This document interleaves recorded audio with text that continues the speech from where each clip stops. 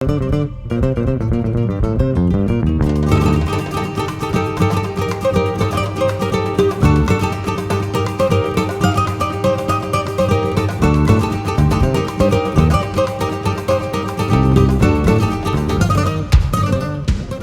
done it again. A couple of weeks ago, of course, we were talking about the tiny Seat Ibiza, which has to be the best value for money sub-super mini on the market.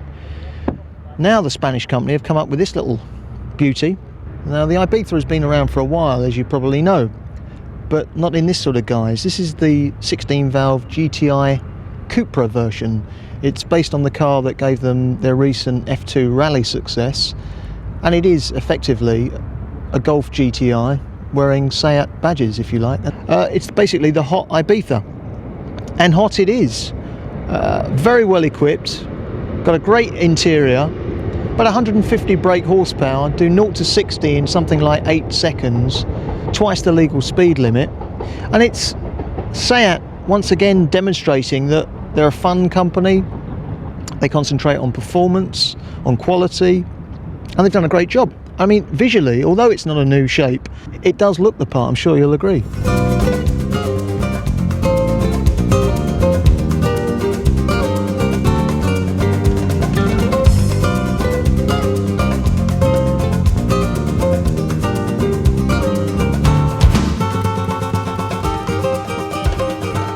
What is this car called? I think it's called the Seat Cupra, whatever Cupra means, Sport GTi 2-litre 16-valve. Yeah, I think that's it. If you want this car, you go into a dealership and you say, can I please have a Seat Cupra Sport GTi 2-litre 16-valve, please?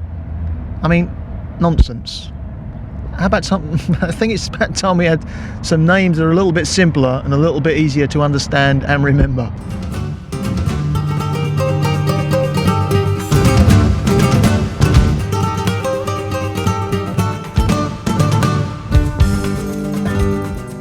Like I said, this car is based on the Seat Ibiza rally car, and the rally car has these white 16-inch wheels, and of course the road-going version has the same wheels, proving the point, of course, that this car is very different from a standard Ibiza. In fact, Seat say that this is the only car on the market, the only super mini on the market with wheels this big, and they look very nice when the car's clean. But let me just warn you that I've only been driving this vehicle for a day or two, and already there's an awful lot of brake dust come off those discs and is on those wheels. And while we're looking at this sort of area of the car, also has Michelin Pilot tyres, and it has ABS, anti-lock brakes, and traction control.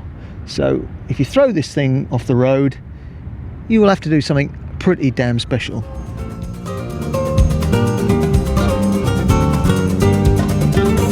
This does a great job. It's got a height adjustable seat so that you can really sink low. Height adjustable steering wheel while we're at the traffic lights. I can play with that. We've got these lovely white dials, black figures on white dials, and then at night, instead of the traditional green lights illumination which we see on most cars, this is orange background lighting, and there's a rheostat here, an light adjuster to ensure that you can tone that down, and God, it needs to be toned down, because the combination of the white background and the orange lights are a bit garish, but like I said, you can tone it down no problem. I love this little trip computer on here. It tells me that since the computer was last set, I've been driving for 88 hours and 33 minutes. Can you believe that? 88 hours and 33 minutes behind the wheel of this car. I've done 3,301 miles. I've done an average speed of 37 miles an hour. That might sound pretty slow, but don't forget, of course, a lot of those miles would have been around town, 10, 12 miles an hour. Got an average fuel consumption, this is an interesting one, 29.5 mpg, and that ain't bad going, I think, for a 2-litre 16-valve sports car. I'm not sure about these switches here for the electric windows being down here. The logical place for the switches is here. I love the leather seats, really nice bucket seats with lots of side support. I'm not too sure about this design. It's on the door panels as well here, but I don't know, 10 out of 10 for being a little bit different. And what about this? I mean, really, I know the Spaniards are really into putting bits and bobs up behind the sun visor, and sure enough, this Spanish firm have given them a place to put it. Look, radio is a nonsense. I mean, God, what does it mean? There's a button here that says loud expert. I just don't know what it means. I haven't a clue. I know I've got my jacket on, but it's a bit warm in here actually. It's a very dark interior and not very airy. There's no sunroof and there's no air conditioning, and on some Seats, although they're modestly priced cars, air conditioning comes as standard. You're going to love this. The reason there's no sunroof, the reason there's no air conditioning on this car is because they want to save weight. I mean, it's unbelievable, isn't it? What a load of They want to save weight, so they take out the sunroof, or they don't put it in the first place, and they don't fit air conditioning. I mean, why not go the whole hog? Why not take the seats out? Now, this is the crunch. How does it drive? If you're getting your kicks from roaring away from traffic lights and burning rubber and playing silly games with other boy racers, well, you might be a little bit disappointed in this car. Warm hatch, not hot hatch.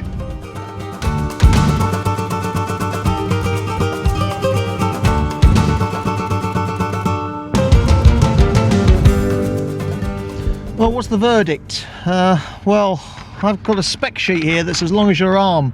Let me just run you through some of the things that this car is equipped with, just some of them. Starting from the bottom up: leather seats, anti-theft alarm, transponder immobiliser, height adjustable steering wheel, split folding rear seat, height adjustable driver's seat, multifunction trip computer, security coded RDS stereo cassette, the 16-inch wheels we've mentioned, the remote central locking, electric windows, ABS, power steering, driver and passenger airbag. The list goes on and on. The important thing, I guess, the most important thing, is that this car is 14.5 grand.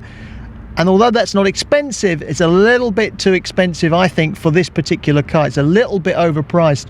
You know, Seat have built a reputation for value for money. Shave a grand or two off that 14,500, I think you'd have a winner, boys. The other thing worth mentioning, of course, is that this car is a Group 13 insurance, so bear that one in mind too. Interesting car, great little car, 14.5 grand, nah.